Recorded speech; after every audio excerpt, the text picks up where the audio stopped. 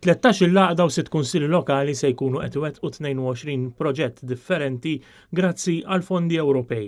Dawn il-proġetti huma ntiżi biex ikomplu jarrikkixxu l-wirt kulturali Malti bi proġett intiżi li jiġġeneraw ekonomija f'żoni li forsi mhux daqstant turistiċi. Fost il-proġetti hemm dawk ta' restawru konservazzjoni ta' ġojjelli storiċi u artistiċi, hemm ukoll proġetti kreattivi u innovattivi.